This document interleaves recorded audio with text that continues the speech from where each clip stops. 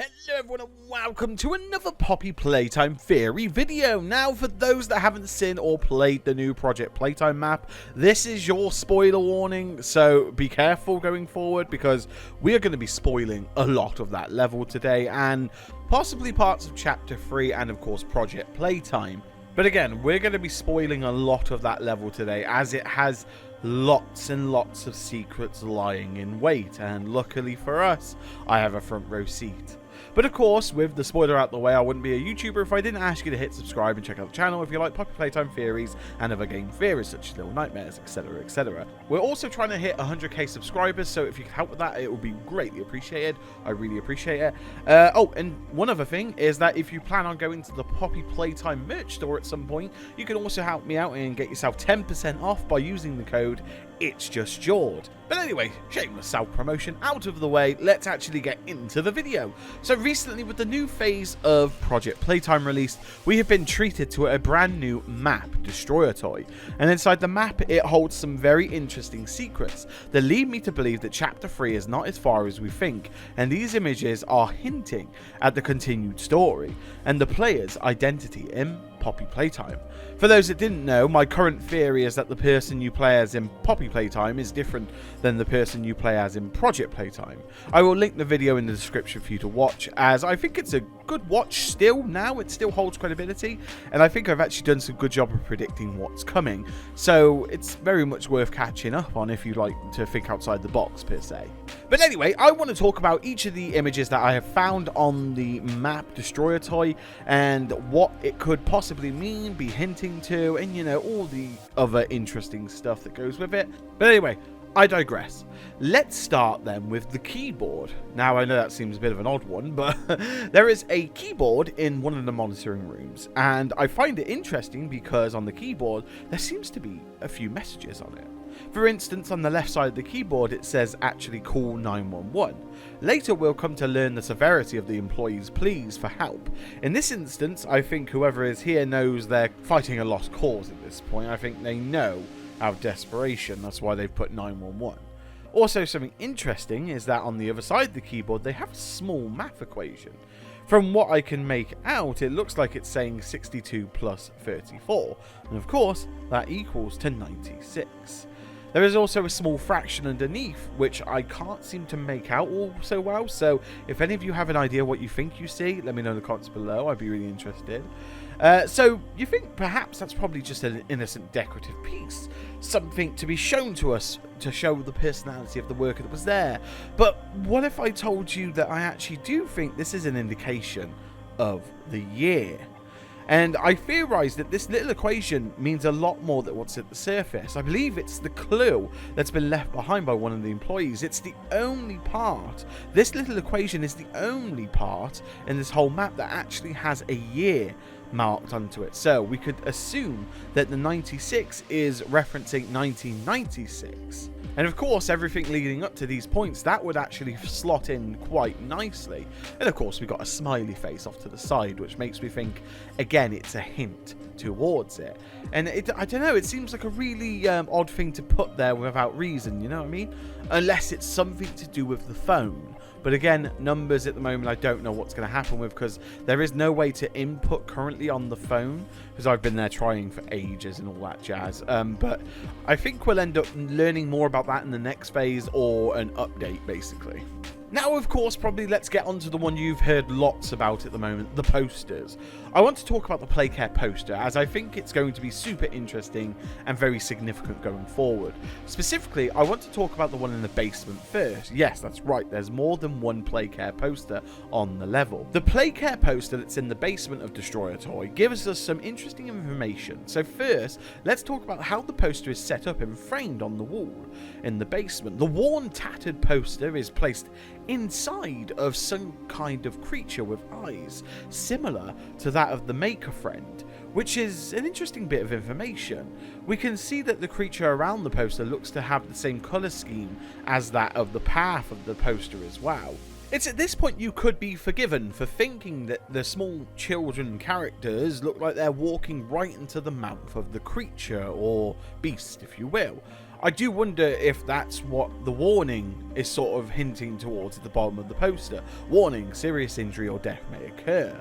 I don't know why, but because of the setting and how the creature around the poster is framed, I get the feeling like we're actually going to get some type of hungry caterpillar scenario. Perhaps we'll have to wait for chapter 3 for the answer to that one. Okay, so let's actually talk about the poster. So the first big thing which we notice on the poster is of course the wording, take every step like it's your last, which I think is a rather large indication of the horror that awaits us in chapter 3. We are basically walking into our depths, or the children are walking into the depths when it comes to play care, which I believe again happens to the orphans more than anyone.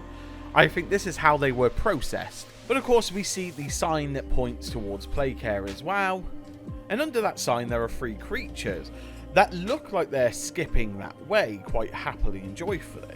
The creatures look to be a following, a puppy, a unicorn, and probably the hardest one to guess at the moment because of the perspective and how much you can't see, is a duckling.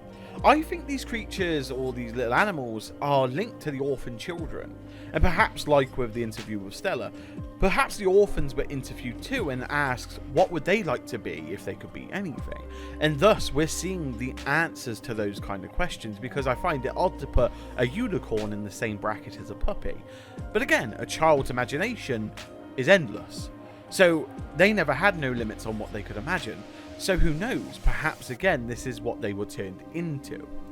I think we're seeing the first signs of chapter 3's horror unfolding before our eyes. Also on the poster we can see a few flowers, some red and some yellow. Interestingly, the red flowers look a lot like poppy flowers, and of course I believe they are. But actually both of the flowers are poppy flowers. Of course we can see our good old red default poppy flower, but in fact, did you know there's also a yellow poppy flower, which is commonly termed Welsh poppy? And I find that interesting because, of course, red poppy, you would assume poppy is going to have something to do with this chapter and all that jazz like we knew anyway. But what if there's another poppy that we don't know of? What if there's a different themed poppy, a yellow one perhaps? Of course, it wouldn't be far-fetched to think that Playtime Co. would have expanded more with more versions of Poppy, considering it was the most successful toy. So perhaps there's more than one Poppy that lie in wait, especially in the play care. Okay, now we'll move on to the more interesting stuff, because you see in the Destroyer toy map there's an area that's inaccessible to the player. But this area does hold significance because of the way it's highlighted and shown to us. So I've managed to get some close-up shots and footage of this area, and believe you me, this area holds a lot of significance. There are 3 points of interest on the desk and above it: the sticky notes, the notepad and the picture frame. So let's first talk about the sticky notes. On the shelf we can see 5 notes, and they read from left to right: check Boxy project, Cool K, 0627, don't forget, Cool K, tomorrow meeting in the theatre. I know, right? Sounds super interesting. So let's start with the Boxy project. I feel that the person who wrote this down couldn't be anyone like Dr. Sawyer, because I doubt he would be that forgetful and that brushed off of his own project, if you will. Dr. Sawyer must be like the main guy for these projects, you know, the head honcho, and we've heard that before through the VHSs and stuff. So we know whoever's writing this has it as a second thought in their mind. It's not their main concern. The next note is actually displayed twice on the shelf, so it held some importance, I think. The note says Call K. Now, I think K could be the significant other to the current worker that the desk belongs to. And I believe this is a great indication of the employee's day-to-day life. The person is just working, leaving notes behind. And this leads me to believe that the 0627 could be the day before the birthday of the significant other. And this could be the reason why Bunzo mentions June 28th. Of course, in the beginning it was a cool callback to Markiplier, but now they've actually found a way to introduce it into the story. And then we have the final note, tomorrow, meeting in theatre. I think this might be an indication of another important clue lying somewhere in the theatre level. And don't worry, I do plan on going and have a good rummage through the level. If I find anything, you know I'll make a video on it. Okay, so on the back of that, I want to talk about the picture frame, which looks to contain 2 people, one guy and one woman. And I have a suspicion there is part of the picture ripped away. It looks to be a family photo. I can't decide again if I think there is a child on the bottom right beside them. But again, due to the frame being so scratched and broken and vandalized, I cannot be fully sure. But it does look to be a part of a photo that's been ripped out.